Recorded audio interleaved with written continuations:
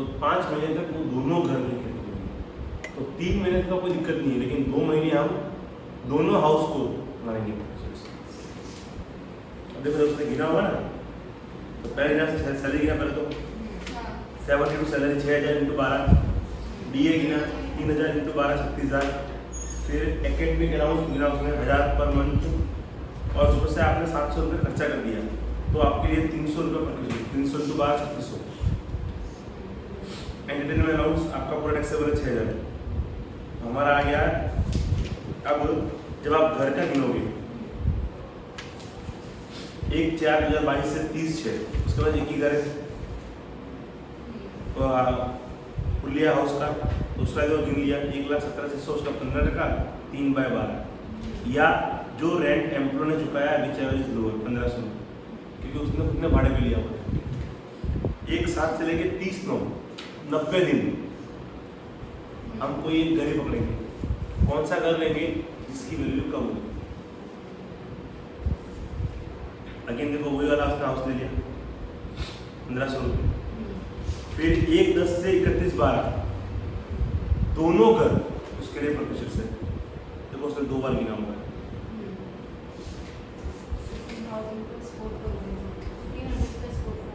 बराबर, दोनों गिन लिया उसने, कोलकाता हाउस का भी गिना और पुलिया हाउस का भी गिन लिया, और 1 से लेकर 31 सिर्फ और सिर्फ कोलकाता, क्योंकि अब वो उसने हाउस अंदर। तो जब भी आप घर शिफ्ट करते हो तो 90 दिन तक हम एक ही कैलकुलेट करेंगे। आफ्टर 90 दिन अगर दोनों होल्ड कर रखे हैं तो दोनों घर आपके लिए प्रतिशत माने जाएंगे। 90 दिन यानी 3 महीने। क्लियर? सर इसमें कोई क्वेश्चन में है ना डियरनेस अलाउंस के लिए कुछ लिखा हुआ नहीं रहता है, बेनिफिट है मान लेते हैं, मान लेते हैं जैसे deem to be retirement allowance. और ये पीछे है ना 126 देखो जिसने लिखने किया, बाकी लिखने नहीं किया, ऐसी डाउट नहीं। नीचे वाला टेस्ट टेक्स्ट करो, देखो बेसिक आपका आ गया, डी आया, ट्रांसपोर्टेशन आया, बोनस आएगा, फीस आएगी, rent paid to employ 1000 per month. तो ये सिंपल बड़ा हाथ ही लगा। हाँ तो इसमें ये जो ऊपर हायर चार्जेस दिया हुआ है वो लास्ट में प्लस हो जाएगा। वो फर्नीचर का हायर चार्जेस है, फर्नीचर हाँ, बाकी तो तो ऐड होगा ना। फर्नीचर की वैल्यू निकालनी तो है। घर का निकाल लिया प्लस फर्नीचर का ऐड करो। हाँ जैसे रेंट पर 10 और वो 2 भी आ 12 रहा है, उस तक से आ जा रहा है। आइए आपके पास जाएंगे। मुझे उससे फर्नीचर आपने भाड़े पे लेके दिया तो जो फर्नीचर की वैल्यू है that would be purchase.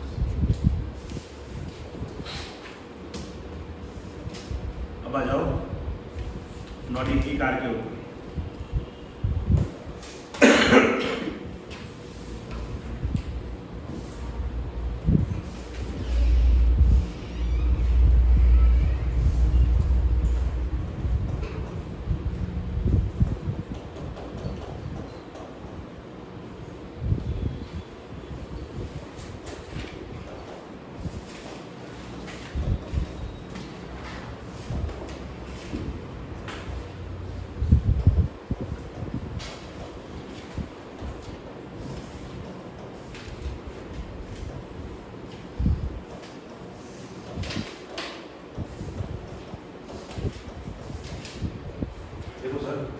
Car के लिए मैंने कैसा बनाया है, यहाँ लिख रहा हूँ ओनर कौन है कार का, नंबर 1। नंबर 2 कार का खर्चा हो रहा है, खर्चा कौन बेयर कर रहा है, ठीक है। फिर अगर कार फुल्ली यूज हो पर्सनल पर्पस के लिए तब क्या होगा, car use for partly personal partly business के लिए, and car is fully use for business. अब देखो पहला समझ दो कि मालिक है एम्प्लॉयर, क्या उनका तो पहले एम्प्लॉयर, मालिक कौन है एम्प्लॉय, एक्सपेंस कौन बेयर कर रहा है एम्प्लॉई, मालिक भी एम्प्लॉय खर्चा भी बेयर कर रहा है तो खाएगा। जब मुलाजिम की गाड़ी है, मुलाजिम खर्चा कर रहा है, फिर वो फुल्ली यूज करें, पार्टली यूज करें या फुल्ली बिजनेस में यूज करें, वो परक्यूसिट्स है ही नहीं। और कॉमन सेंस और होगी भी क्यों? परक्यूसिट्स कब होगी? जब एम्प्लॉयर कुछ कर रहा होता है। आगे बढ़ते हैं। अब इस बार मालिक है, अगेन एम्प्लॉई खर्चा कर रहा है, एम्प्लॉई कार मिली है नौकर की और पेट्रोल डलवा रहा है मालिक। अगर वो यूज हो रहा है बिजनेस पर्पस में, सर कोई भी चीज हो ना, बिजनेस तो हमेशा क्या आएगा, if it is use for business purpose तो परक्यूसिट्स का आएगा।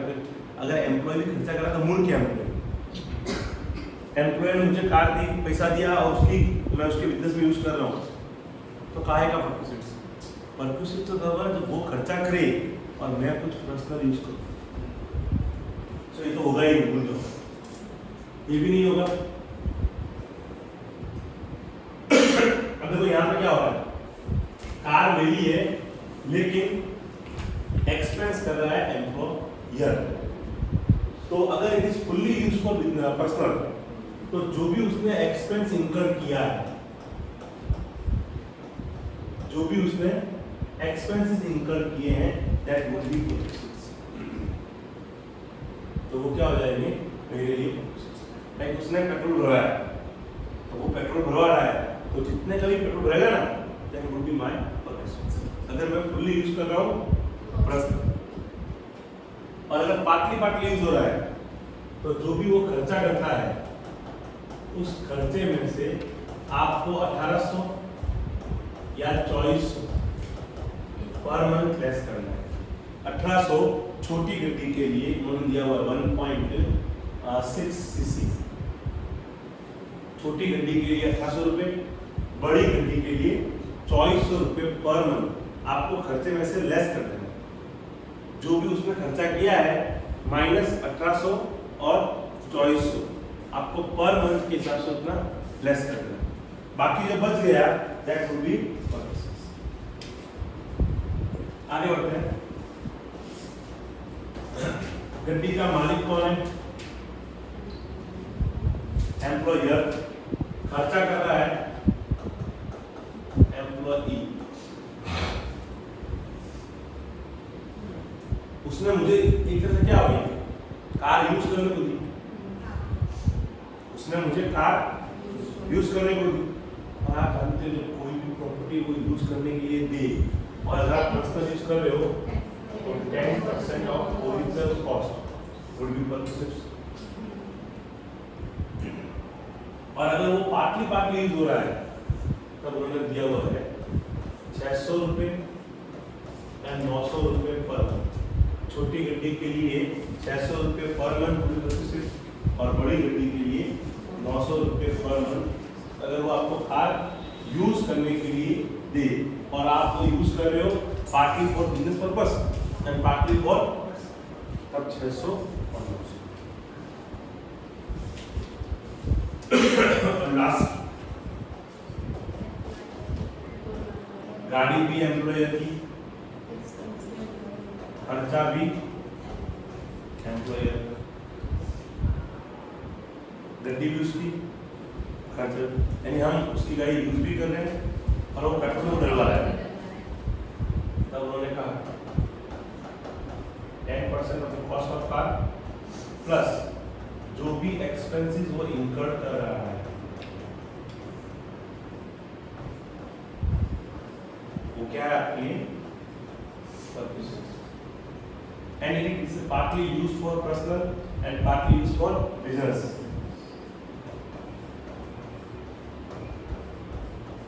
तो 1800 और 2400 पर मंथ छोटी गड्डी के लिए 1800 × 12 और बड़ी गड्डी के लिए 2400 × 12। अगर वो पार्टली यूज हो रही है पर्सनल और पार्टली यूज हो रही है बिजनेस। इस खर्चे में ड्राइवर का खर्चा इंक्लूड नहीं है। अगर वो ड्राइवर का खर्चा भी देता है आप तो ड्राइवर के लिए 900 रुपये पर मंथ अलग से परक्यूसिस्ट अगर वो दे रहा है, देखो मेरी बात समझ में आ गई। 900 रुपये ड्राइवर के लिए अलग से आप कर देते, एकदम सिंपल है बना। मैंने क्या बना दिया कॉम्बिनेशन जितने बनते हैं, दो जगह मालिक एम्प्लॉय और एम्प्लॉयर, खर्चा वो करे या हमें करो, 4 ही बनते कॉम्बिनेशन बना दिए। दोनों एम्प्लॉय कर रहा है तो कुछ सही। अगर गाड़ी का मालिक एम्प्लॉय और वो खर्चा कर रहा है, जो खर्चा कर रहा है वो प्रोसेस। अगर कार उसकी है तो 10% और दोनों वो कर रहा है तो कार का 10% प्लस एक्सपेंस। ये हो गया जब फुल्ली यूज हो पर्सनल या फुल्ली यूज हो बिजनेस तो कुछ सही। और जब पार्टली होगा तब इसके इसमें खर्चा किया -1800, यहाँ पे 600-900 और यहाँ पे 1824। सिंपल एकदम, जरा भी हाथ नहीं, एकदम इजी बेचारा। ओके, ये तो सम लिखते हैं ताकि पिक्चर थोड़ा क्लियर हो जाए।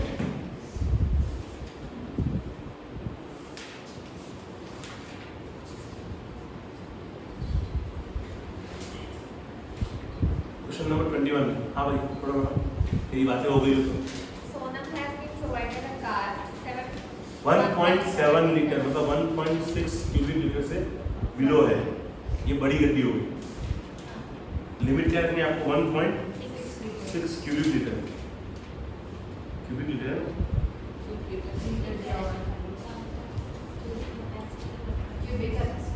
तो क्यूबिक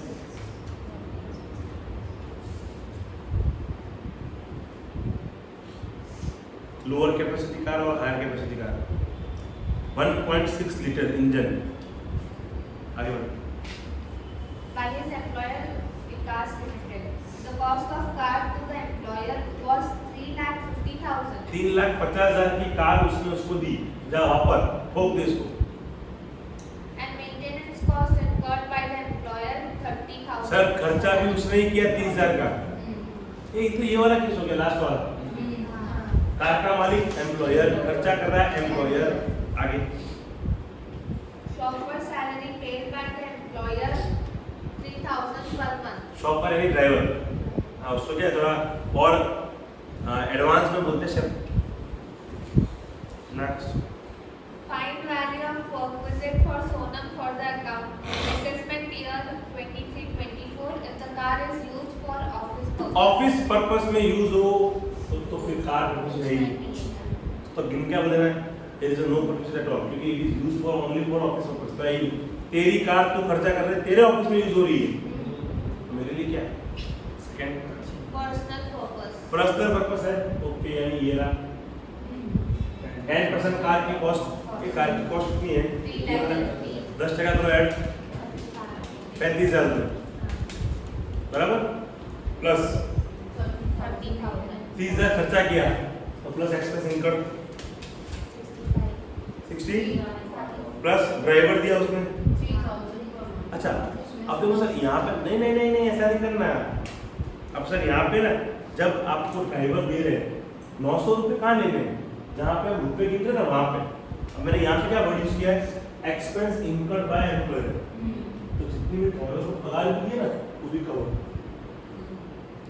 सर जब आप पर्सनल यूज करते हो ना, इट इज पर्सनली यूज आपके लिए, तो जो भी आप मेरा खर्चा हुआ है वो सब क्या है? परक्यूसिस्ट ही है। तो हमने कितनी पगार दी है ड्राइवर को? 3,000 into 12 that will be perquisite. 1,01,000.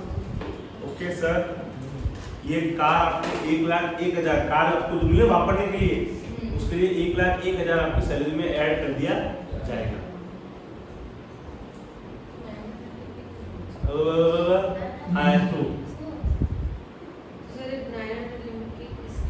वो यहाँ पे काम है, जहाँ पे हम लिमिट करते हैं 1800-2400, तो वहाँ पे 900 रुपये। जब भी खर्चा आपको दिया जाए ना तो आप जब पर्सनल यूज हो रहा है तो जो भी वो खर्चा करेगा वो आपके लिए परक्यूसिस्ट है ना। लोचा कहाँ होता है सर? जब पार्टली यूज होता है तो वहाँ पे हमारी मालूम पड़ता है कितना पर्सनल, तो उन्होंने क्या मुझे फिक्स कर दिया जब पार्टली यूज हो और 900 रुपये के लिए, ताकि उसका बिजनेस का भी खर्चा है कितना कुछ। अब तीसरा Both purpose. अब बोथ पर्पस है सर, तो क्या होगा? गड्डी बड़ी है, 2400 हो रहा है, 2400 गुणिया 12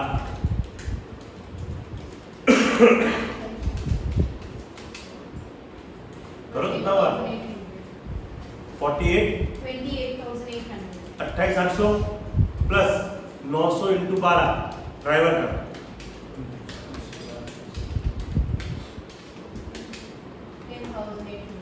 और प्लस करो वो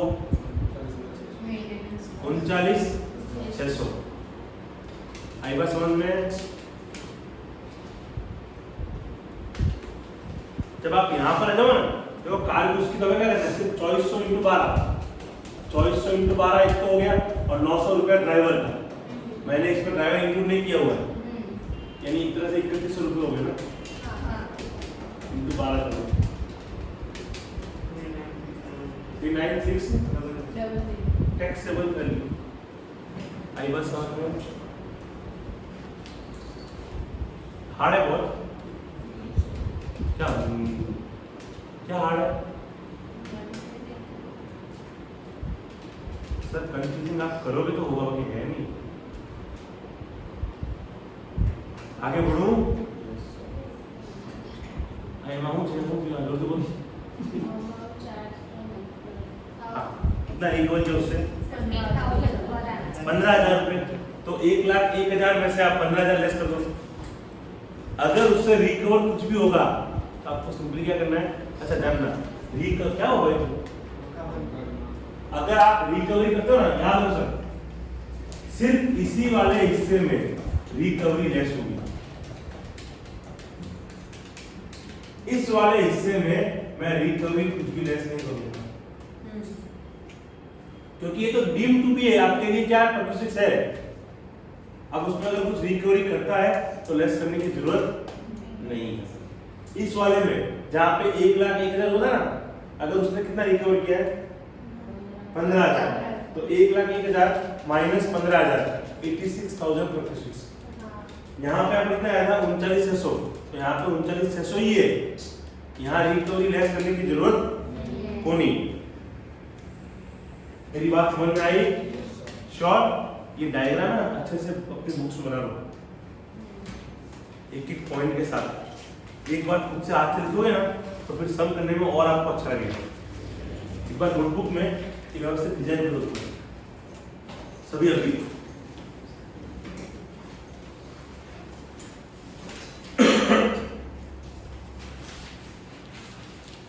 एक ये पद्धति थोड़ी हार्ड है और दूसरी वो घर वाले जो हमने कल की, ये दो ही पद्धति टफ वाले, इसके अलावा कुछ भी नहीं है।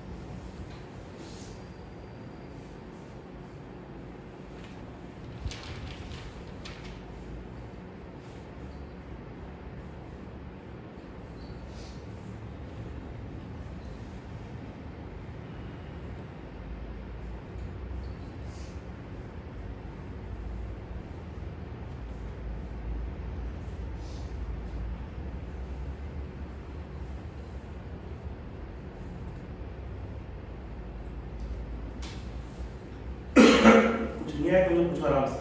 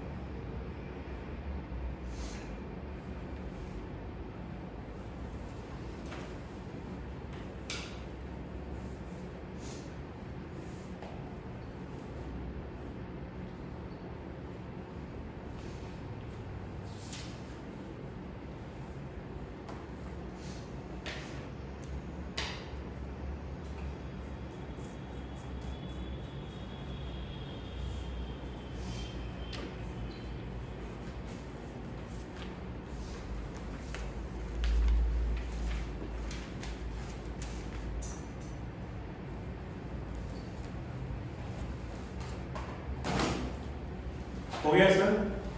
एक दो सम और देखते हैं ताकि ये पिक्चर थोड़ा और क्लियर हो। आज आप क्वेश्चन नंबर 22 के ऊपर। हाँ बड़ा Piyush. Mr. Piyush has been provided a car 1.5 liter. छोटी गड्डी तुरंत क्लिक हो जाना चाहिए। 1.6 के ऊपर बड़ी, अदरवाइज छोटी। ये फैंटी है। On 15/7/22, the cost of car to the employer was 6 lakh. इसका मतलब गड्डी का मालिक एम्प्लॉयर है। हमारे पास तो नीचे दो केस में से कोई एक होने वाला है। And the maintenance cost incurred by employer 20,000 per annum. तो वही है एकदम लास्ट वाला, दोनों खर्चे कौन कर रहा है? Employer. Chauffeur salary paid by employer 4,000 per month. The car is 40% used for office and 60% for personal purpose. ठीक है Charges paid by employee for such facility sir, कुछ करना ही नहीं। जब पार्टली यूज हो, आपको चुपचाप क्या करना है? देखो ये 1800 और 2400, तो 1800 रुपये पकड़ लो कि छोटी गड्डी है। 1800 × 12 और प्लस 900 रुपये आपका ड्राइवर। ऐड कर दो बेटा तुम।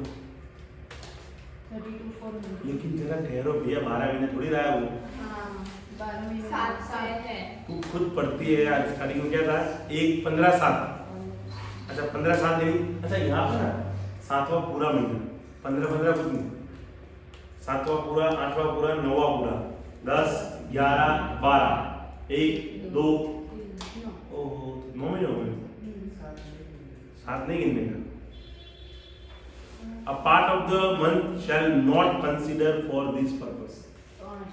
यहाँ पे फुल मंथ मतलब फुल मंथ, पूरे महीने लेने। तो भी नहीं, 7 नहीं लेना है। पूरा महीना मतलब पूरा महीना, 8वां महीना, 9वां महीना, 10वां महीना, 11 12 1 2 3 8 महीने। तो 1800 × 8 और 900 × 8। समझ में आया सर? ये लाइन को टिक कर दो। A part of the month shall not consider for this purpose. Month बोले तो पूरा month.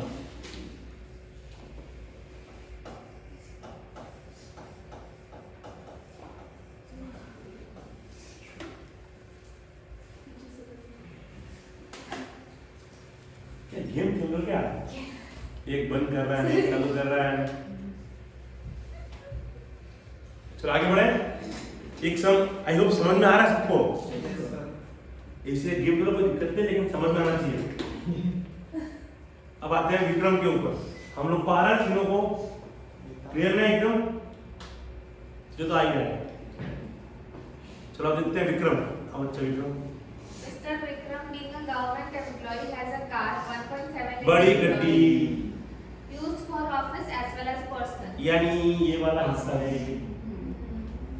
During the year, he incurred 40,000 on maintenance and 20,000 on driver's salary. The entire cost is reimbursed by employer. Card किसने दिए? नहीं, employ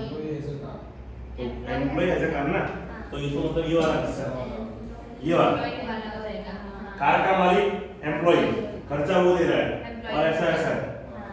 तो जो उसने खर्चा किया है माइनस 1800, तो उसका खर्चा कितना है वो निकालो। मतलब 2400 आएगा। हाँ बड़ी गड्डी, उसका खर्चा है 40,000।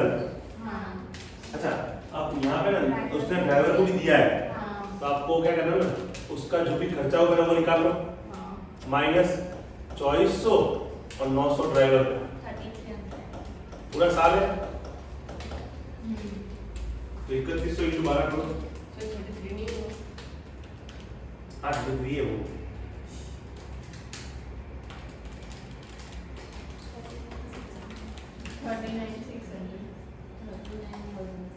3300 39।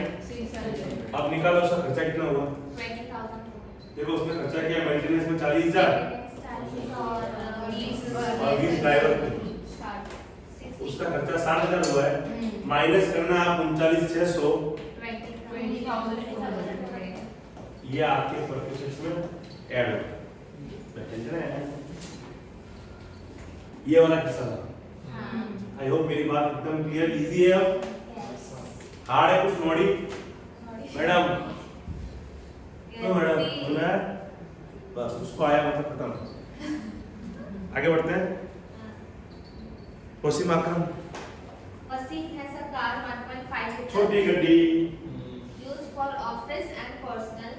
During the ये year, वाला आगे बढ़ते हैं। during the year, car is used 80% for business purpose, being certified by the employer. देखो सर, जब ऐसा हो ना कि सर्टिफिकेट मिल रहा हो, 80-20 या सर्टिफिकेट मिल रहा हो ना, तब हमेशा आप ऐसा कर सकते हो कि ये ना जाकर यहाँ पर जाओ और जो उसका पर्सनल पर्पस है इनटू मल्टीप्लाई कर दो। जैसे समझो उन्होंने कहा कि 20% यूज फॉर पर्सनल पर्पस, आप ये मान लो कि it is fully use for personal, इसका गिन लो जो वैल्यू आई इनटू 20%। अगर सर्टिफिकेट मिल रहा हो तो सिर्फ उसने बोला है कि 40-60 है, हमें तो मतलब नहीं है। अब देखो यहाँ पे चला के बोला है सर्टिफाइड है, तो मैं क्या करूंगा, यहाँ पे ना आकर यहाँ आऊंगा, इनटू करूंगा 20%, 20% यूजुअल पर्सनल। आगे During the year, he incurred 50,000 on maintenance and running of such car. Then that cost is reimbursed by the employer. Find taxable purpose if car का मालिक कौन है? वसीम, एम्प्लॉय।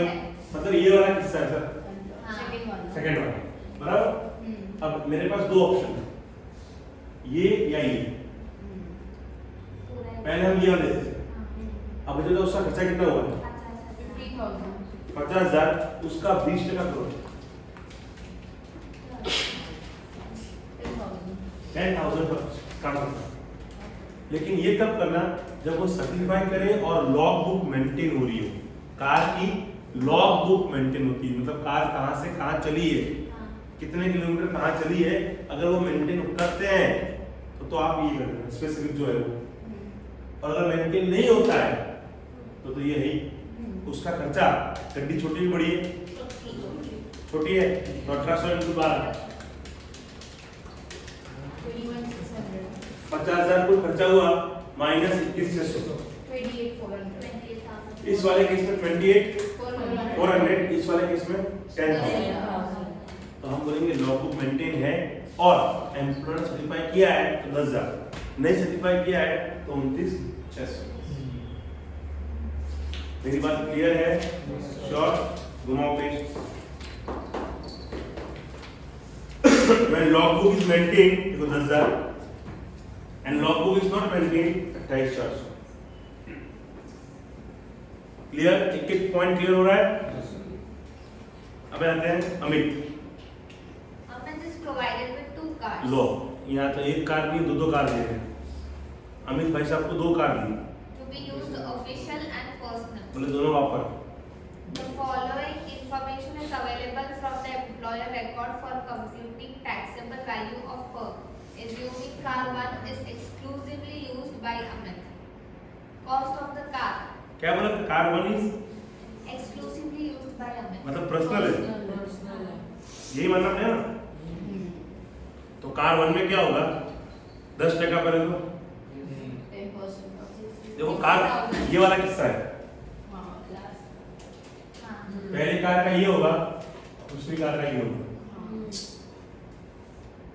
तो पहली कार का कितनी की है 6 लाख की, तो 60,000 खर्चा कर रहा है, 40,800 और 24,000 ड्राइवर का, तो 1,24,800 पहली कार के लिए। और दूसरी कार के लिए 1,800 छोटी गड्डी है इसलिए, और प्लस 900 रुपये ड्राइवर का, 1,800 और 900 2400 हुआ ना, नहीं 2700 इंटू 12। आई होप मेरी बात क्लियर है।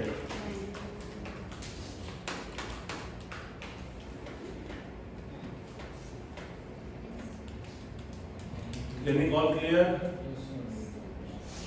लग तो है कुछ आया है, हार्ड है बहुत। अब एक कार और करें कि बस करें? अच्छा एक ही क्वेश्चन रह गया अभी, उसको भी क्लिक करें तो आप लगाओगे आरोप। विजय Dinanath Chauhan. Mr. Vijay, manager has been provided the following car facilities by Ishan Limited, his employer. Car A owned by employer, used for office as well as personal. और ए बी के लिए तो Employer. एम्प्लॉयर ना, हाँ. कहाँ गया employer. खर्चा कौन कर रहा है? खर्चा मेंटेनेंस एम्प्लॉयर. एम्प्लॉयर बराबर ना, आखिरी वाला आखिरी वाला. कार ए के लिए हाँ. और सी वाला ए के लिए पर्सनल है। पर्सनल है. ये तो आपको आराम से आएगा, दिक्कत नहीं हो सकता कोई भी। और पर्सनल वाले में ऊपर वाले में 10% कॉस्ट. 10%. हाँ, क्योंकि मेंटेनेंस मेंटेनेंस एम्प्लॉय दे रहा है, तो रिकवरी माइनस रिकवरी कहाँ है बेटा इसमें? रिकवरी है. एक्सपेंडिचर इनकर्ड बाय नहीं, तो वो रिकवरी थोड़ी है कोई। हाँ, एक्सपेंस है वो. वो खर्चा वो कर रहा है, यानी वो वाला जाएगा एम्प्लॉयर एम्प्लॉई, खाली 10% कार पे कॉस्ट। हाँ, वो वाला. रिकवरी अलग चीज हो गई और खर्चा वो कर रहा है वो अलग है, मिक्स नहीं करने का। आई होप अब ये कार पार खत्म। आ जाओ पेज नंबर 134 के ऊपर। तो इसके अंदर केस ए और केस बी है. हाँ पढ़ लो कैसे के भी है। केस ए में mister Vijay hold 17% of equity share capital and 30% बेटा उसको बोलते हैं स्पेसिफाइड एम्प्लॉय और नॉन स्पेसिफाइड एम्प्लॉय। अगर नॉन स्पेसिफाइड एम्प्लॉय होता है ना कि जिनकी पगार 50,000 के नीचे है पूरे साल की, उसको बोलते हैं नॉन स्पेसिफाइड एम्प्लॉय। अब उनको कार दो, परक्विजिट्स नहीं है। अब उनको कार देंगे क्यों? कि जिनकी पगार ही 50,000 के नीचे है पूरा साल का। आपको लगता है उससे कार देंगे? जिसकी पगार ही इतनी है 50,000 के नीचे है, तो वो बनाया हुआ है ऑन पेपर, प्रैक्टिकल कुछ भी नहीं है। अब तक आ जाओ आप लोग पेज नंबर 134।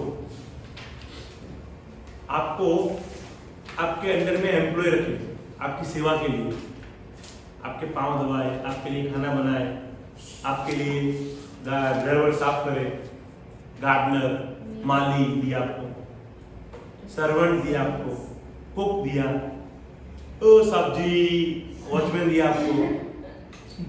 बराबर ऐसा होता है ना, कई बार एम्प्लॉयर आपको सर्वेंट्स प्रोवाइड करता है। तो अगर वो सर्वेंट आपके पर्सनल काम में कर रहा है तो फिर वो क्या आपके लिए परक्विजिट, बराबर। वो आपके आती है मेड और खाना बनाती है आपके लिए, तो पूरा का पूरा जो उसको पगार पे कर रहे हैं वो पगार आपके लिए क्या हो जाएगी? परक्विजिट। ओके सर, यहाँ पे ये याद रखना, गार्डनर को अगर पगार दी गई, गार्डनर को, और घर भी वो दे रहा है, घर उसका है और वो दे रहा है रहने के लिए, तब गार्डनर की प्रकार परक्विजिट्स नहीं है, क्योंकि वो गार्डनर उसका घर मेंटेन कर रहा है। घर आपका है और गार्डनर दिया गया है तो परक्विजिट्स, अगर उसने घर रेंट पे लिया है और गार्डनर लिया है तो परक्विजिट्स कॉमन सेंस है सर। जब उसका खुद का घर है ना, और ये मानते हैं गार्डनर से घर की वैल्यू बढ़ती है। ओके सर, गार्डनर में ऐसा है। मेरी बात क्लियर? मैडम पढ़ो एक बार सुनो। Value of perquisite is determined as under. Servant appointed by employer. Actual cost to the employer is taxable as perquisite. Taxable in hands of specified employee. And if servant appointed by employee, actual cost of the employer is taxable as perquisite, taxable to all employees. Sir दोनों में वही है कि जो खर्चा employer को हुआ है ना, वो आपके लिए क्या है? परक्विजिट्स। वो आपके लिए परक्विजिट्स की वैल्यू है। Notes. If rent-free accommodation owned ये by टिक करो, employer, रेंट फ्री एकोमोडेशन दिया गया है, गार्डनर, देन गार्डनर सैलरी और maintenance cost of gardener shall not taxable. अगर आपको घर दिया है गार्डन के साथ और गार्डनर को अपॉइंट किया गया है, तो गार्डनर की सैलरी और गार्डन का मेंटेनेंस कॉस्ट आपके लिए परक्विजिट्स नहीं मानी जाएगी।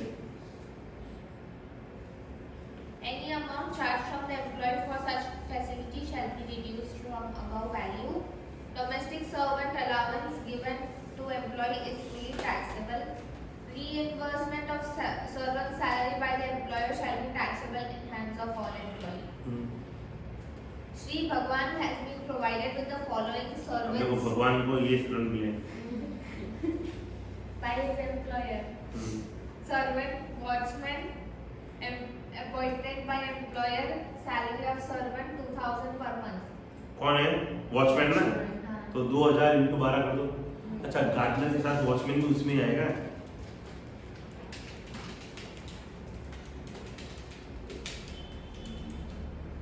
आगे Cook, employee's wife.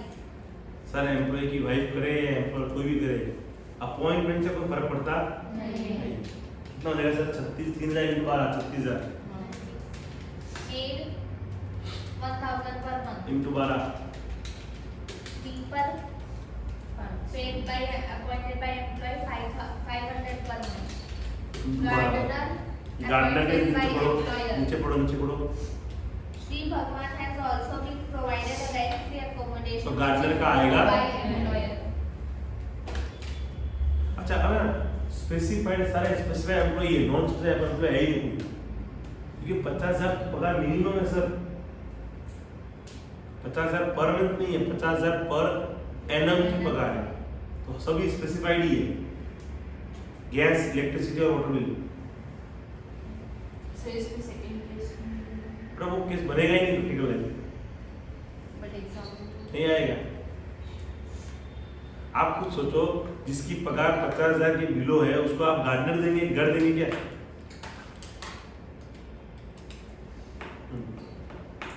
Computation of taxable value of sir ऐसा है, आपको गैस दे रहे हो लोग, गैस, इलेक्ट्रिसिटी और लाइट। अब दो चीज हो सकती है, या तो वो खुद प्रोड्यूस करके आपको दे गैस, या वो खुद किसी से खरीद के आपको दे। नॉर्मली चांस कौन सा है? खरीद कर देने वाले। मतलब हमारे घर पे टोरेंट का बिल आता है, तो वो टोरेंट से एम्प्लॉयर खरीद रहा है और वो हमें दे रहा है लाइट का। ओके सर, तो जितनी कॉस्ट उसको हुई है वो मेरे लिए क्या परसेंट। अगर वो खुद प्रोड्यूस कर रहा है, उसने ऊपर लगाया सोलर सिस्टम और प्रोड्यूस करके दे रहा है, तो जो उसका खर्चा हुआ प्रोडक्शन का ऊपर फिक्स, और अगर वो खरीद के दे रहा है तो परचेज प्राइस। पढ़ो बेटा। It is taxable in the following places. Case, facility is in name of the employee. Facility is provided from own source. Manufacturing cost to the employer. अगर ओन सोर्स है तो मैन्युफैक्चरिंग कॉस्ट, और other agency ले रहे हैं तो price paid to such agency. मेरी बात क्लियर है? आगे बढ़ूं? अब आपके बच्चों को पढ़ाई करवा रहे हैं, समझो उनकी खुद की स्कूल है, जैसे रिलायंस की है, तो उनके बच्चे वहीं पढ़ते हैं, रिलायंस में जॉब करते हैं, तो जितना वो दूसरों से लेते हैं ना चार्ज, आपसे खुद नहीं ले रहे समझो, तो दूसरे जितने लेते हैं दैट वुड बी परसेंटेज। जितना वो दूसरों, ऐसा था नहीं कि उनकी स्कूल में क्या हुआ, किस तरह से लेते होंगे ना, जितना दूसरों से ले रहे हैं चार्ज, वो आपके लिए परसेंटेज। पढ़ो बेटा।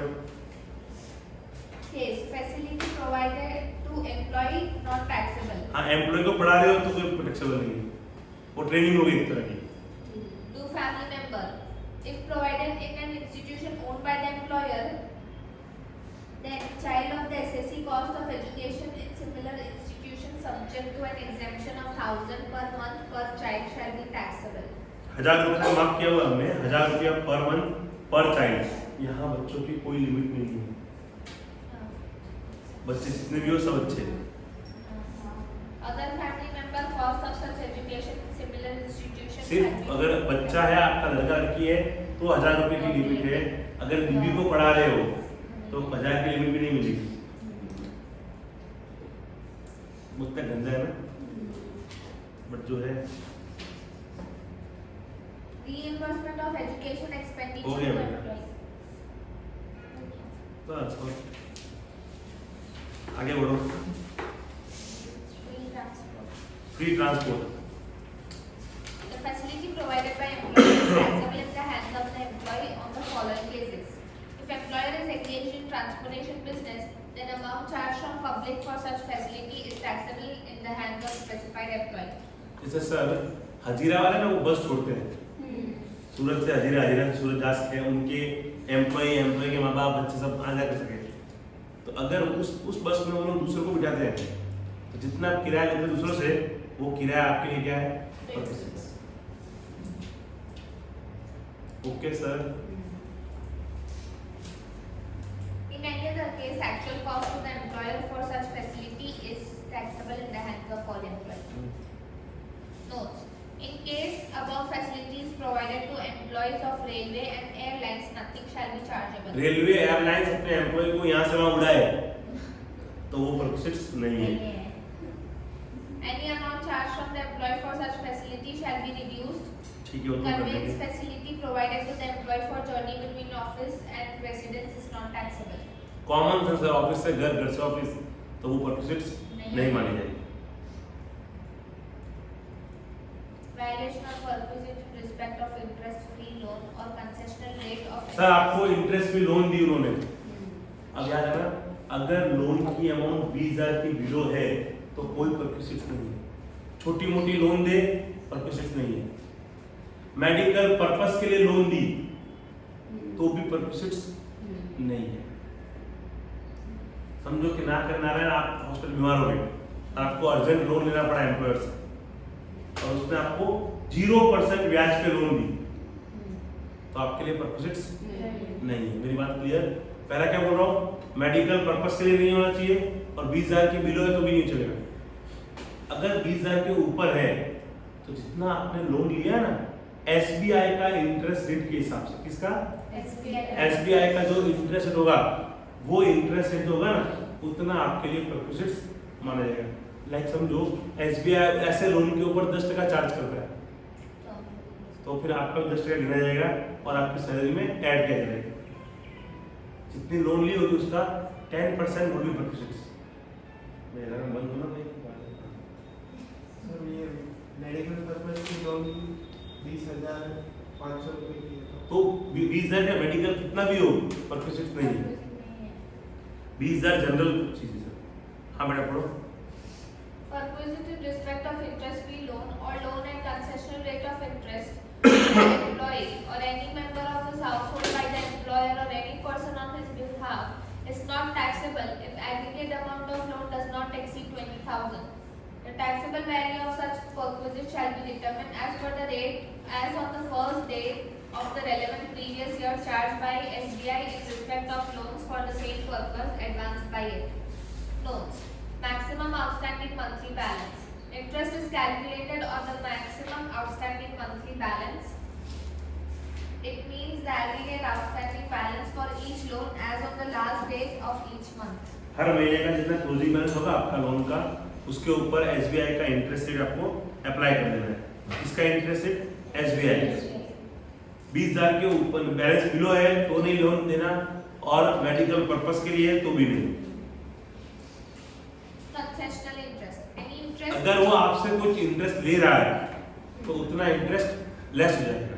लाइक समझो 2% आपसे ले रहा है ब्याज, एसबीआई का 10% है, वो आपसे 2% ले रहा है तो 8% परमिटेड होगा आपके लिए। मेरी बात क्लियर?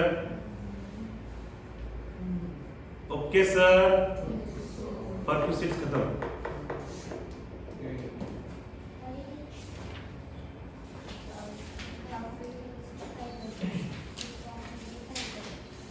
खाना तो आपने ऑलरेडी खा लिया है।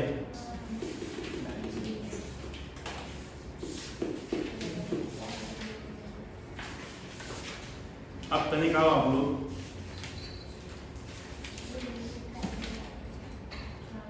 पेज नंबर 109 के ऊपर।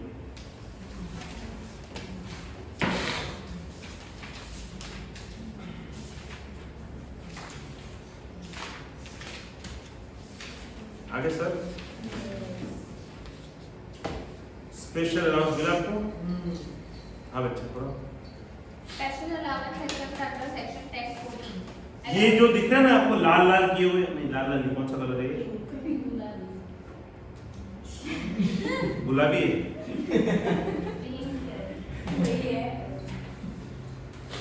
बेबी पिंक है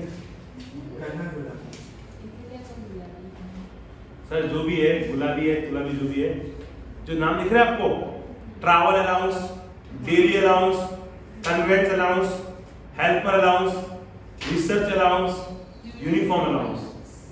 सर ये 6 के 6 नाम आपको याद रखने हैं।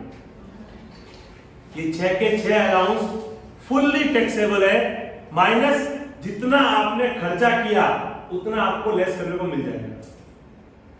जैसे समझो एम्प्लॉयर ने आपको 40,000 दिए यूनिफॉर्म अलाउंस के, आप गए दर्जी के पास, कपड़े सिलवाए, यूनिफॉर्म सिलवाई, खर्चा हुआ 22,000 का, उसने दिया 40 माइनस करने का 22, 18,000 टैक्सेबल।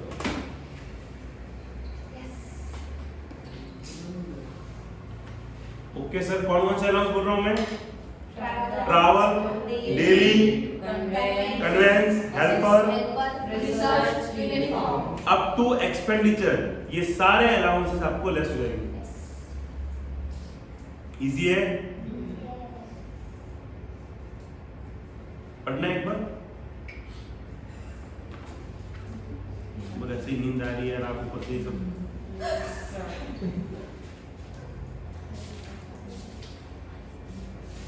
अब आप पेज घुमाओ।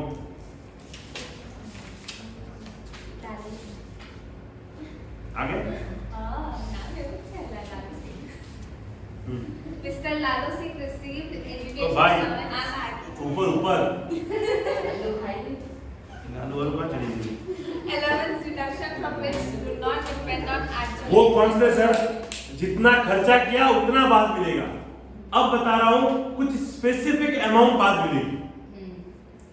वो 6 अलाउंस जो थे उसमें क्या था? जितना आपने एक्सपेंस किया उतना हम लेस देंगे। अब क्या है? जितना आपका फिक्स अमाउंट हम लेस देंगे। उसमें पहला है children. Children education allowance. An allowance to meet the connection with education of children. बच्चे की पढ़ाई के लिए आपका अलाउंस दिया है, तब मिलेगा। बच्चे 2 ही अच्छे 100 रुपए पर चाइल्ड पर मंथ। वहां तक हम आपको लेस करने के लिए अलाउ करेंगे। भूत कहां से आता है?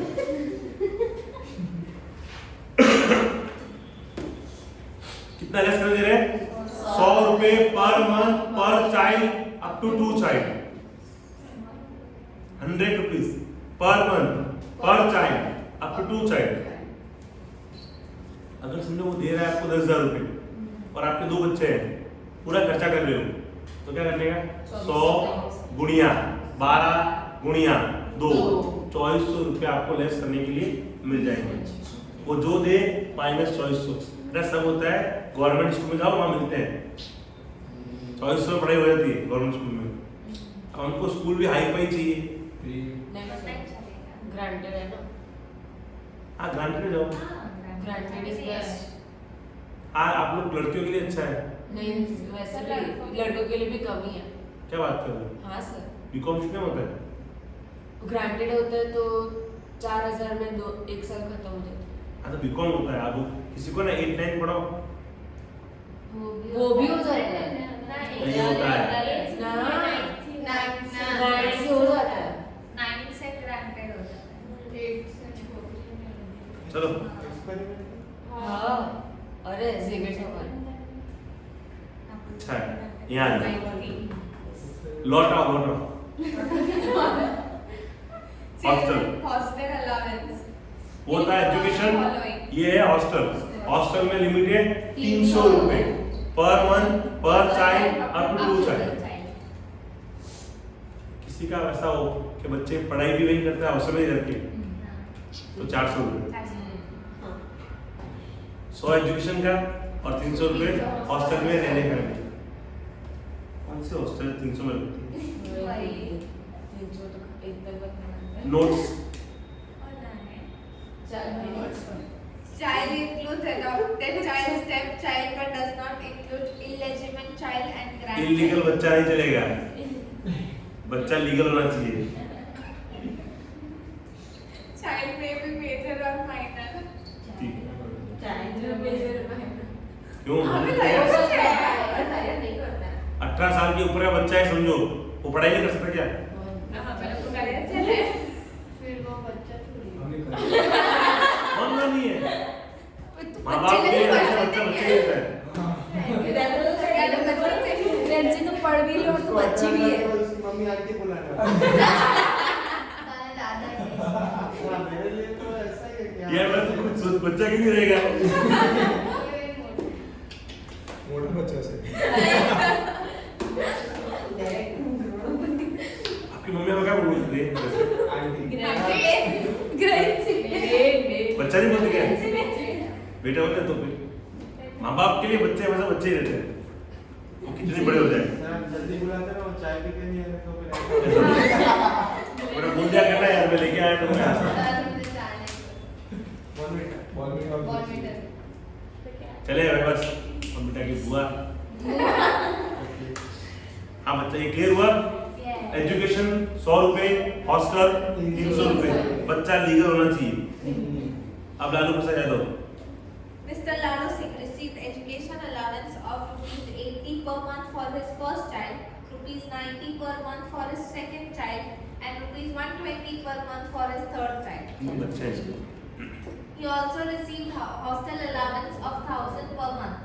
None of his children are studying.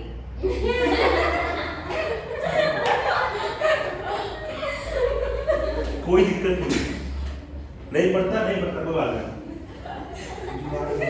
जो आए बोले कितना मिल रहा है उसको जो बोले 80 उसको मिल रहा है 80 गुणिया 12 90 गुणिया 12 120 गुणिया 12 सर आप सही नाम बोले थे लालू प्रसाद यादव के बच्चे 3480. 3480. 3480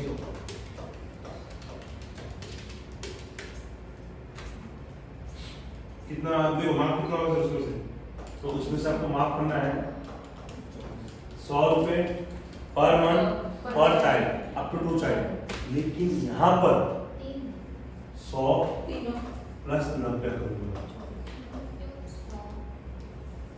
अच्छा हाँ एक बच्चे का उसको 120 मिल रहा है हाँ उसका 100 मार्क दूसरे का 90 मिल रहा है उसका 90 ही मार्क अगर कम मिल रहा है हम कम माफ करेंगे तीसरे बच्चे का उसको 80 मिल रहा है उसका माफ नहीं ना अच्छा आपका मन ऐसा 90 क्यों नहीं 80 क्यों नहीं है ज्यादा होगा वही होगा बेनिफिट तो 190 गुणिया 12 2280 शायद तो नहीं पढ़ रहा है हमने कहा पढ़ना जरूरी है हमने उसे इतना ही कहा है हम आपको फिक्स अमाउंट का डायरेक्शन मिलेगा हॉस्टल गया कितना गया 12,000 इंटू 12 गुणिया 2 7,200. दो क्यों किया बच्चे 3 है 4,800. सर आपने खर्चा किया नहीं किया इससे कोई मतलब नहीं है फिक्स अमाउंट का डिडक्शन मिल जाएगा मतलब मिल जाएगा 6,000. आई बात समझ में बढ़िया समय एग्जाम में छेड़ने के लिए मजा आएगा और जान उसने वो लाइन लिखी वो वाली कि बच्चा नहीं पढ़ रहा है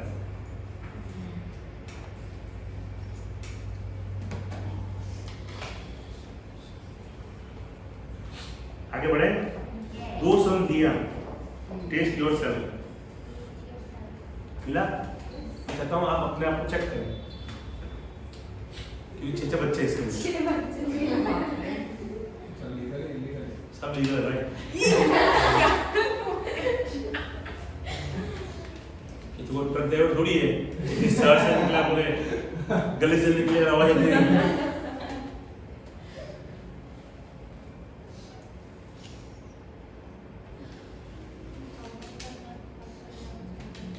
देखो उसने ना कहीं पे भी ऐसा नहीं लिखा है कि उसको मिल रहा है ना 1000 रुपया मिल रहा है उसको तो उसको मिल कितना रहा है हम बात कर रहे हैं आनंद की आनंद बहुत आनंद में रहता है और प्रोडक्शन करता रहता है आनंद को एजुकेशन मिला 1000 इंटू 12 क्या 6 कहाँ लिखा है पर मंथ और चाइल्ड सेम गलती हमने कल भी की थी आज भी नहीं सुधरे माइनस 100 गुणिया 12 गुणिया 2 बच्चे 6 हैं।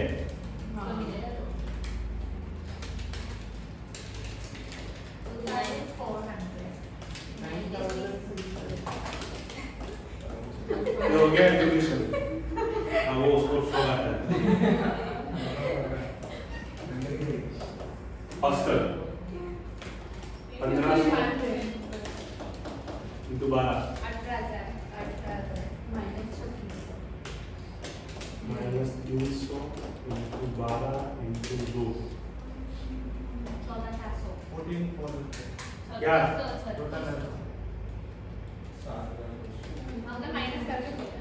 किस यार वो ये किस कम देगा? मेरा मन नहीं मानता क्या बोल क्या है नमूने दो तो करते नहीं है 6 बच्चे हैप्पी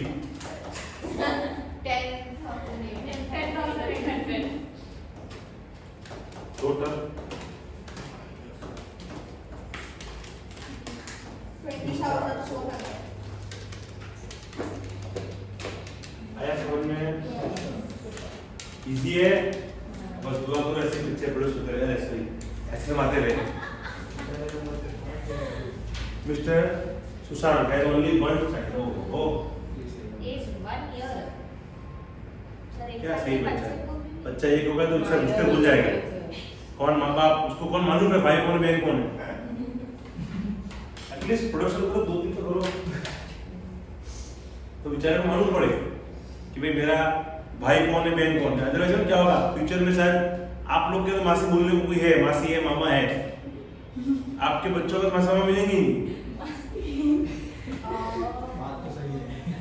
मैं ये बता रहा हूँ फिर वो ढूंढने पड़ेंगे धर्म में हमारे में पता है कि जैसे कोई सगी बहन नहीं होती कोई तो धर्म की बहन होता है ये मेरे धर्म की बहन है वैसा होगा सर बोले ये मेरे धर्म का मामा है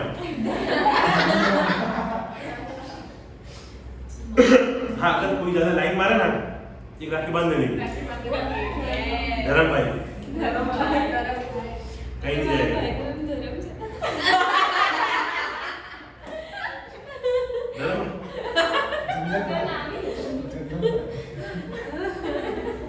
धर्म है धर्म है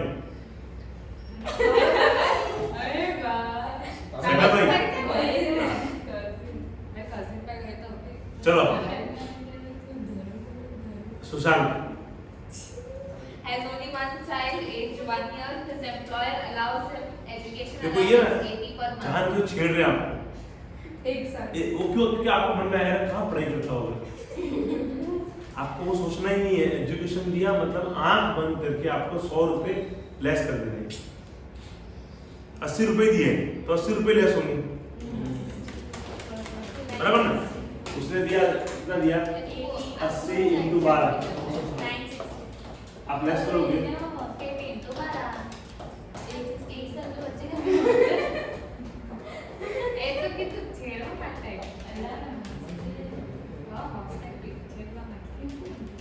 आगे बढ़ो अब हॉस्टल भेजते बच्चे को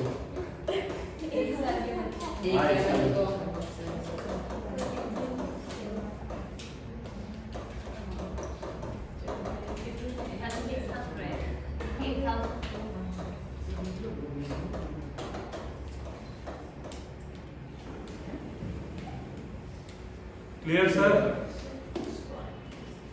ये प्लानिंग हो सकती है अगर आप चाहो ना तो अपने एम्प्लॉय जब सब को मेरे पास आया क्लाइंट बोले मेरे को सर प्लानिंग करनी है कि एम्प्लॉयर दे पैसा और टैक्सेबल नहीं हो तो मैं उसको बोलता हूँ एक काम कर एम्प्लॉयर से एजुकेशन अलाउंस ले बोले मेरे बच्चे ही नहीं है तो भी ले हॉस्टल अलाउंस ले हाँ तो क्या हुआ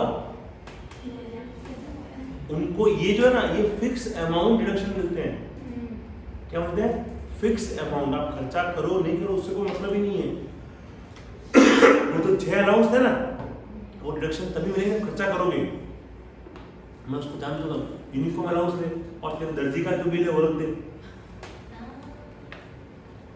भाई आपको तो पगार लेना है एम्प्लॉयर से देखो बड़ी बड़ी कंपनियां होती है ना वो देती है अलाउंसेस का छोटे होते हैं उनके प्लान कैसे करने की अपने एम्प्लॉयर से बोल के यूनिफॉर्म अनाउंस दे, पगार देनी है उसको तो कैसे भी देना, उसने यूनिफॉर्म अनाउंस दिया, दर्जी का बिल लिया, खत्म, तो टैक्सेबल नहीं होगा। तो एजुकेशन अलाउंस बोल के रहे 3600 रुपये माफ, सर लेकिन उसको सब रेटिंग फॉर टैक्सेबल भी तो अरे तो ज़्यादा ले तो होगा ही नहीं, ज़्यादा क्यों ले रही, कम ले। करेक्ट अमाउंट ले ले तो पूरा फिल हो जाएगा। 3600 रुपये ना, 200 रुपये साल। अब प्लानिंग इतनी है सर 3600-1200 की। Okay sir, truck driver allowance बेचारे पूरे टाइम बाहर ही तो रहते हैं, हाँ, डॉक्टर है। तो उनके लिए ज़्यादा अलाउंस है। 200 वर्किंग इन रुपये ट्रांसपोर्ट। ये सनी देओल है, मैं घर से निकला गड्डी लेके,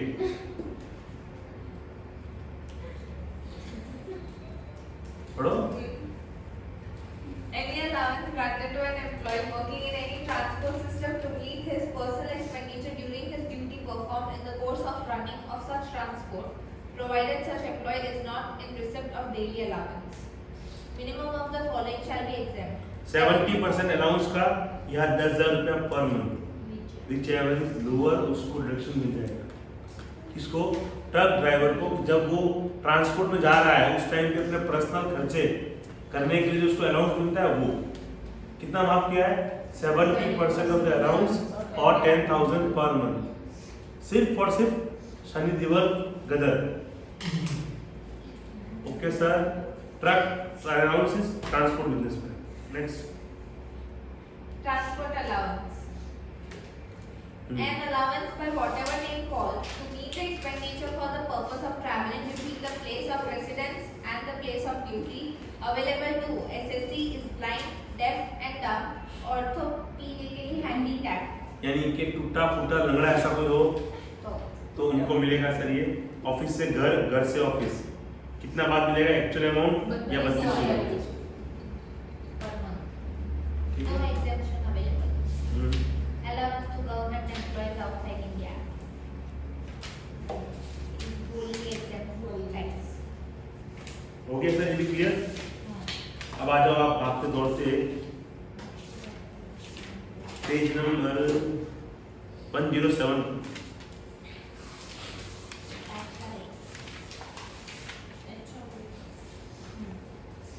हाँ बेटा, An allowance to meet expense in connection with the HRA section 1013A में इसका एग्जाम्पशन है और ये मोस्ट IMP है। या तो जब सैलरी का समय आएगा ना तो वो तो देंगे रेंट फ्री एकोमोडेशन या देंगे HRA। अब रेंट फ्री एकोमोडेशन में हम क्या गिनते हैं? उसका परक्यूसिट्स कितना है, और HRA में हम क्या गिनेंगे? इतना HRA दिया उसमें से एग्जाम कितना है। दोनों में फर्क समझना सर। रेंट फ्री एकोमोडेशन में क्या गिनोगे?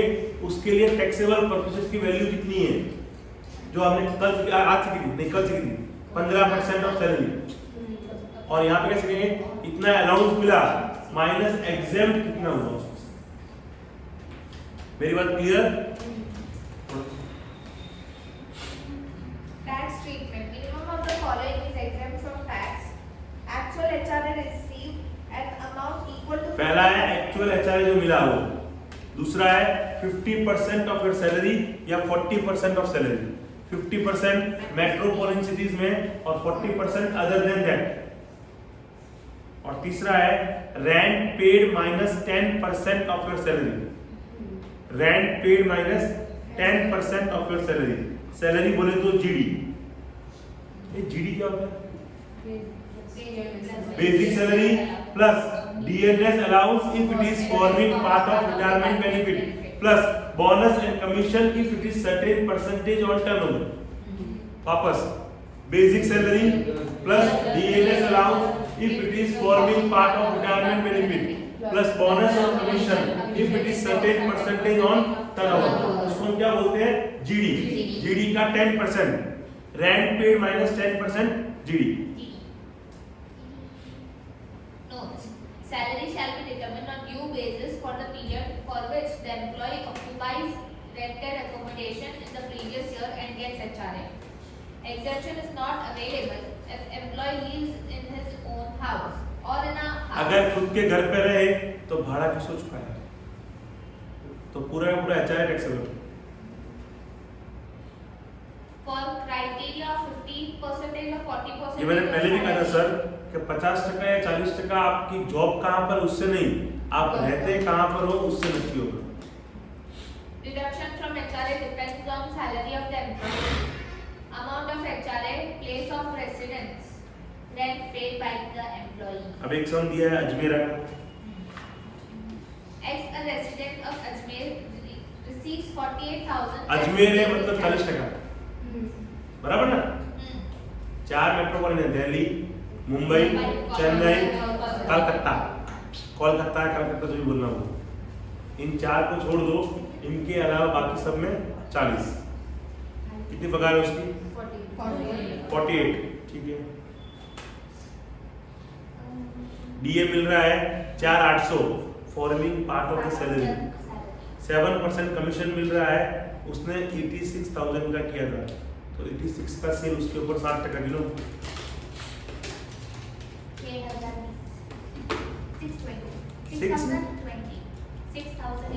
6,020 रुपए। तो यानी उसकी जो सैलरी कितनी होगी? 48,000 प्लस 4,800 प्लस 6020 58।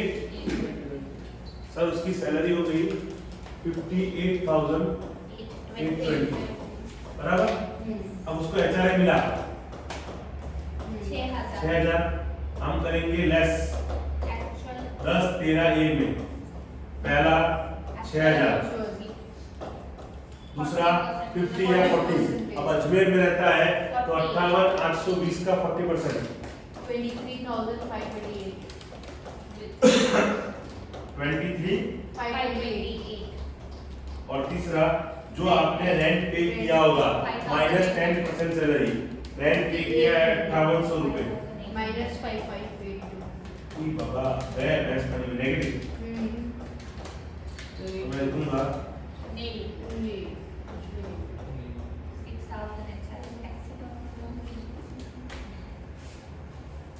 बोलो मजा आई। तो एक सम और है अभिजीत का, 5 मिनट दे रहा हूँ, अभिजीत अभी करेंगे। समझ में आ रहा है ना? क्लियर? बराबर तो है। क्या बोल रहे थे बेटा?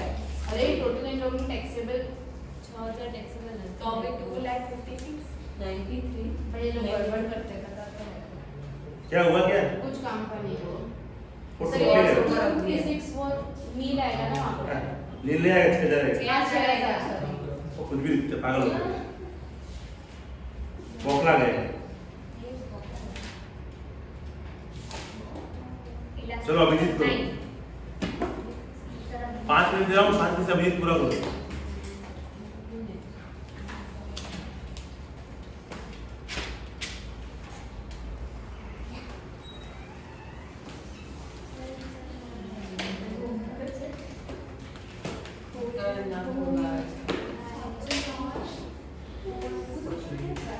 तो बैठे बैठे पर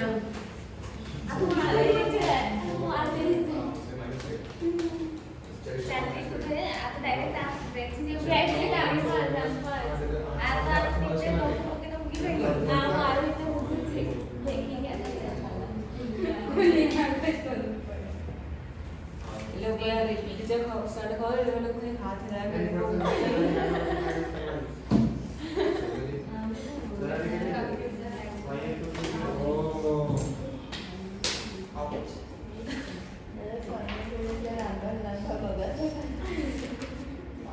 लोग भूख याद करता हूँ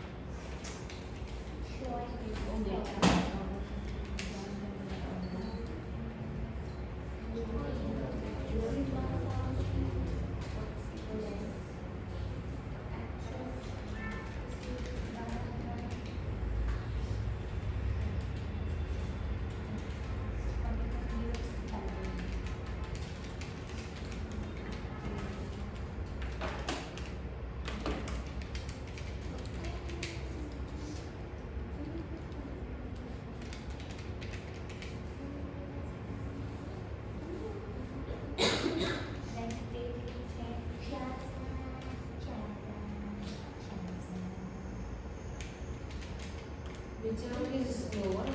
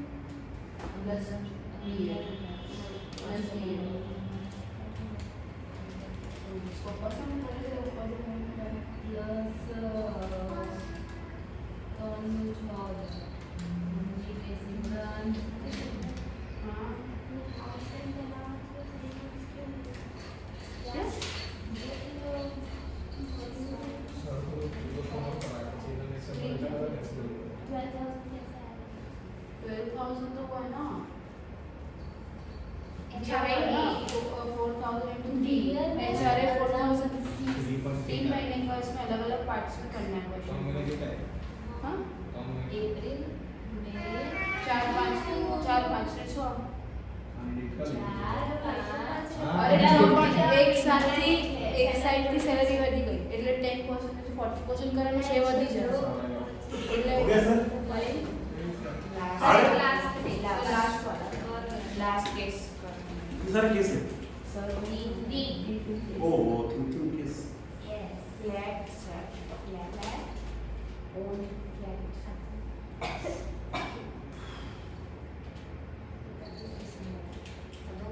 एक और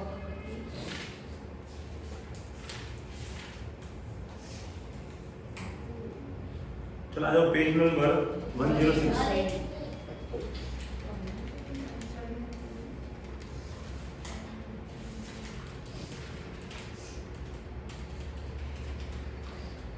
ये करा हुआ चलेगा सम आ जाओ 106 पे पास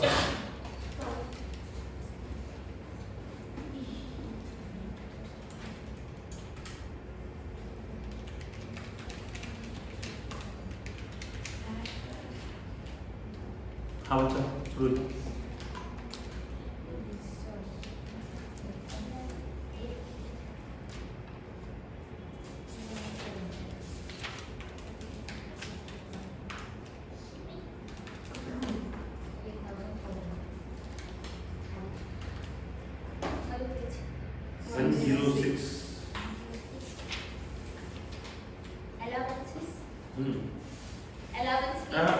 Tax treatment of various allowances.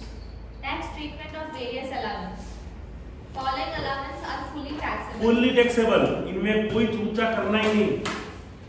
ये अलाउंस के टैक्सेबल हो. कौन से? City compensatory allowance. CCA मिले. Tiffin allowance. खाने का अलाउंस टिफिन मिलाउंस मिले. टिफिन अलाउंस फुली टैक्सेबल है. Medical allowance. ये मैंने पहले भी कहा था. Medical allowance fully taxable. Servant allowance. Non-practicing allowance. और एक कौन सा अलाउंस है? Non-practicing. अगर बगैर कोई भी नाम लिखे अलाउंस टैक्सेबल है. Warden or proctor allowance. जो भी नाम है. Deputation allowance. And entertainment allowance. Entertainment allowance माफ मिलता है. किसको माफ मिलता है? Government employ. मैंने फर्स्ट दिन ही कहा था कि गवर्नमेंट एम्प्लॉय कितना नहीं 1/5 या फिर एक्चुअल 20% ऑफ सैलरी 1/5 एक्चुअल और तीसरा 5,000. ओके सर सारे अलाउंसेस हो गए. सर ये वाला जो है ये पूरा टैक्सेबल है. ये वाले जो है वो और ये जो 6 अलाउंस थे वो Up to टैक्सेबल अब माइनस एक्सपेंस करना है. हाँ एकदम सही समझे मैडम.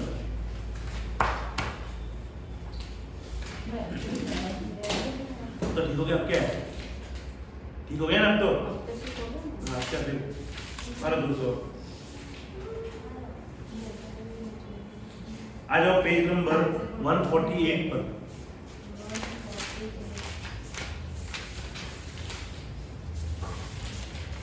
सर इसमें इतना मस्त इलस्ट्रेशन दिया हुआ है 12 और 13. जब पे हूँ હું ચૂપરે કરું તો પડશે જ ના ચપરે તો પતી ગયો યાર. चल दिख रहा भाई. फट provident fund. PS. Provident Fund Scheme is a saving device. वो सब नहीं पढ़ना. तो क्या tax treatment? हाँ Employer's contribution, SPF not देखो सर. taxable, RPF. अरे भाई रुको अभी तो गड्डी थोड़ा आ रही है. सर प्रोविडेंट फंड उसमें दो चीज होती है. एक तो एम्प्लॉयर अपनी जेब से कुछ डाले और एक एम्प्लॉय का कट करके कुछ डाले. बराबर. अब कितना किसको टैक्सेबल है? खुली बात समझ लो, एम्प्लॉय का कंट्रीब्यूशन जाएगा ना वो कभी टैक्सेबल होगा ही नहीं। एम्प्लॉय उसका ही कंट्रीब्यूशन वो दे रहा है, काहे का टैक्सेबल, बल्कि उसको बेनिफिट मिलेगा 80C में। उसका कंट्रीब्यूशन वो उसके पीएफ में जा रहा है, दैट विदाउट 80C में डिडक्शन मिलेगा।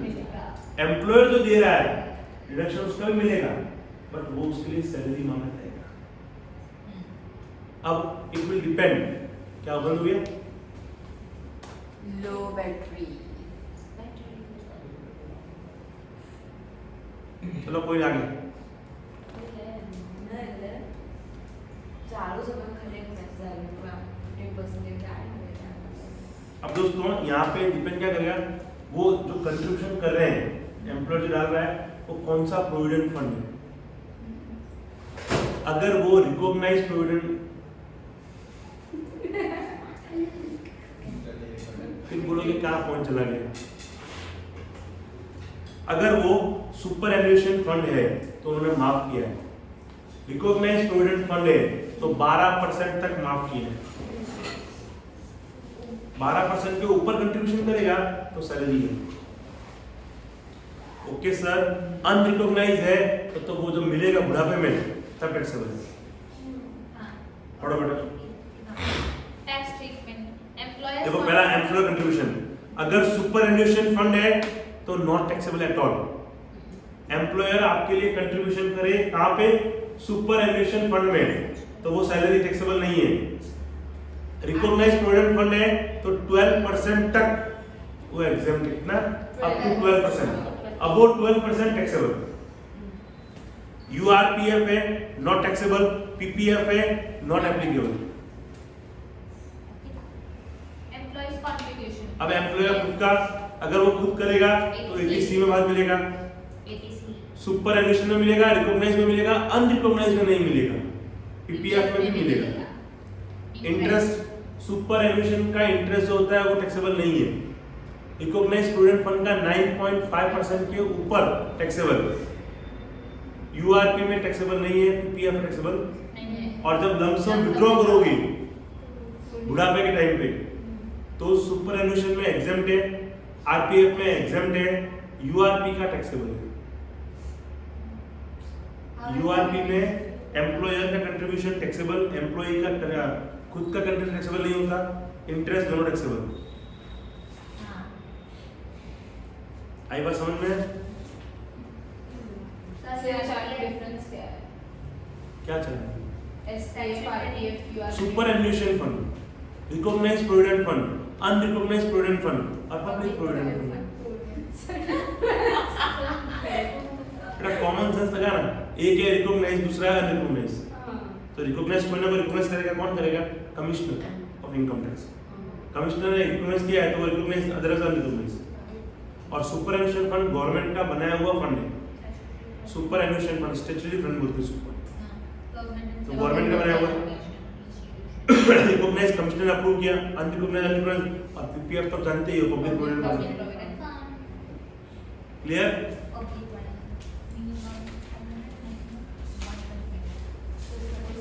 है ना? 32 number.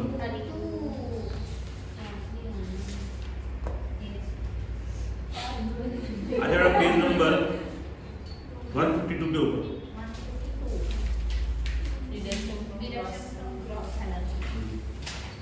Standard deduction lower of the following 50,000 50,000 रुपया सैलरी से बाद मिलेगा। 50,000 जिसका 50,000 है उसका zero.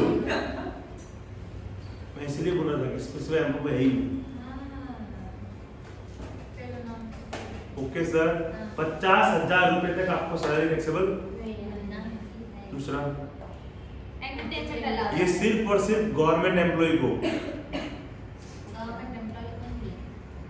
Deduction for entertainment allowance being minimum of the following actual entertainment allowance 5,000 or 20% of basic salary whichever is lower. Tax point. Deduction allowed shall be irrespective of actual आपने खर्चा किया नहीं किया उससे हमें कोई मतलब, वो मूवी देखने गया नहीं गया उसका मैटर, उसने एंटरटेनमेंट का क्या किया हमें कोई मतलब नहीं है। Next No deduction is available under this section to non-government employees. अरे वाह, ऊपर बोलते हैं गवर्नमेंट एम्प्लॉय के लिए, नीचे बोलते हैं नहीं। Non-government नहीं मिलेगा। फिर बेटा tax on employ and professional tax, बाजू वाला। 2.1.4. Tax on employment, profession, trade, etc. Note: state under Article 276 of the Constitution will be allowed as deduction on cash basis, whether paid by employee or by employer from gross taxable salary. Note: मतलब professional tax अगर आपने पे किया है तो reduction मिल जाएगा। Okay sir, हाँ क्या दीजिए, दोगे तो मिलेगा। अगर एम्प्लॉयर दे रहा है तो पहले आपके प्रतिशत में ऐड होगा, नीचे लेस मिल जाएगा, और आप अपनी जेब से दे रहे हो तो लेस हो जाएगा। less हो जाएगा। अब सर आपका होमवर्क ये है, आज घर जाके इसको पे की मारना है। बराबर, आज घर जाके इसको पूरा का पूरा रेडी कर देना है। ये काम अपने को करना है।